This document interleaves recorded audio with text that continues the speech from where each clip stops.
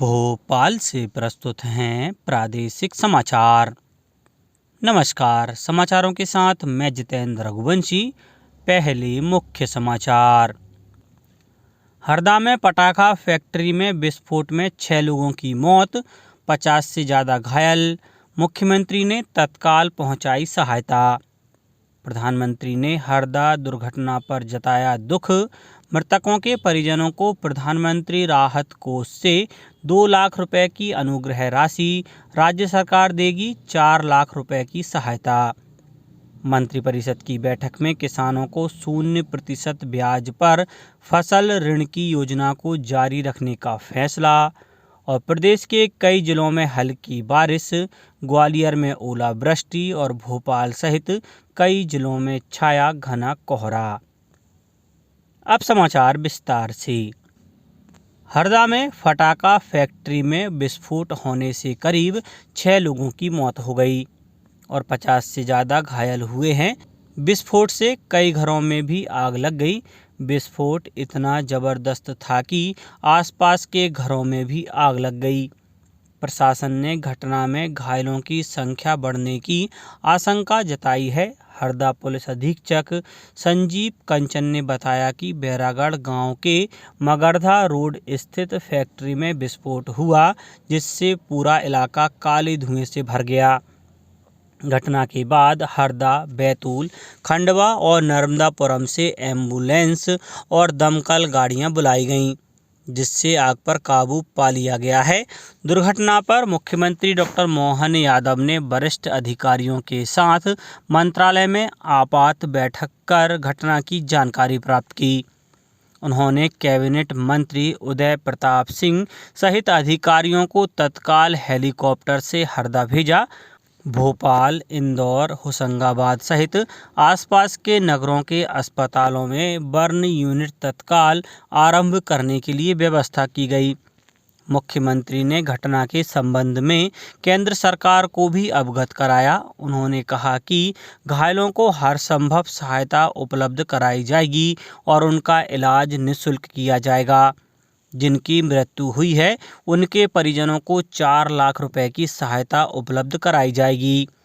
मुख्यमंत्री ने कहा कि हम प्रयास करेंगे कि किसी भी हालत में घटना की पुनरावृत्ति न हो। घटना की जांच के आदेश दिए गए हैं। गृह सचिव जांच कर रिपोर्ट प्रस्तुत करेंगे। इस बीच परिवहन मंत्री उदय प्रताप सिंह ने हरदा में घटनास्थल पर पहुंचकर जायजा लिया। हरदा में हुई दुर्घटना पर राष्ट्रपति, उपराष्ट्रपति, प्रधानमंत्री ने गहरा दुख जताया है।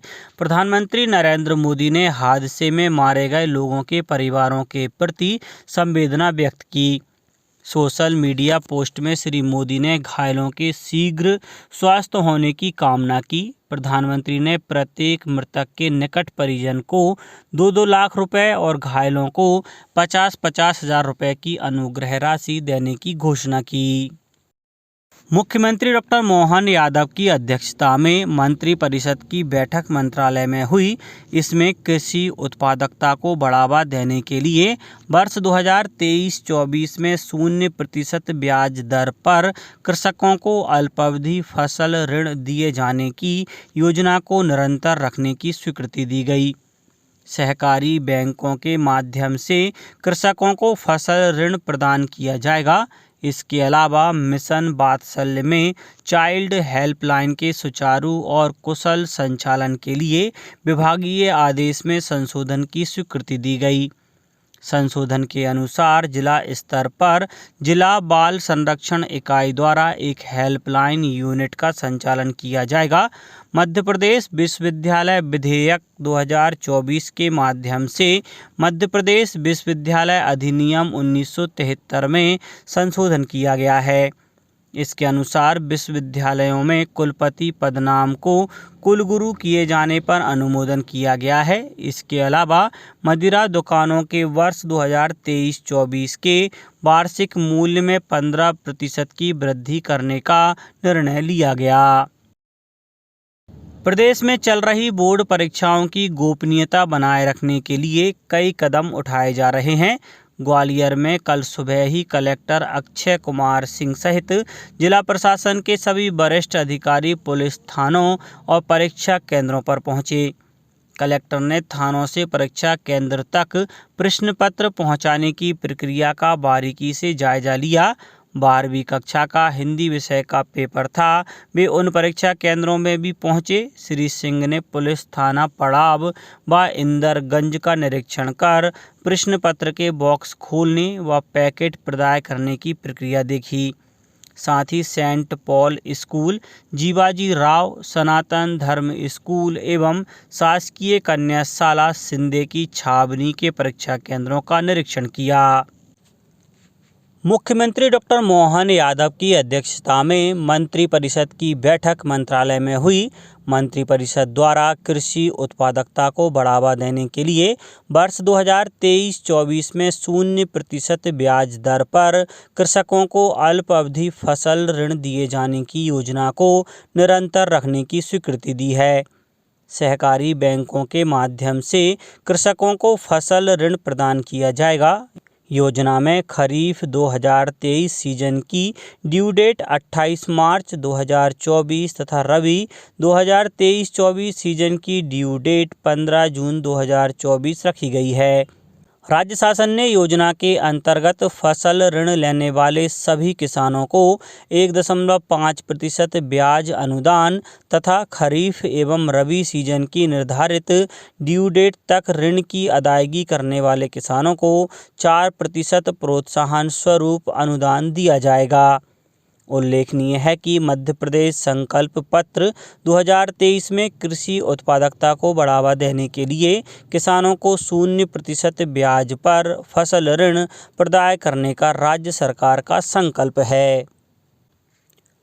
मध्य प्रदेश में उड़ान सेवाओं के विस्तार के लिए अगले महीने से दिल्ली से जबलपुर और मुंबई से जबलपुर की सीधी उड़ान सेवा फिर से शुरू की जाएगी।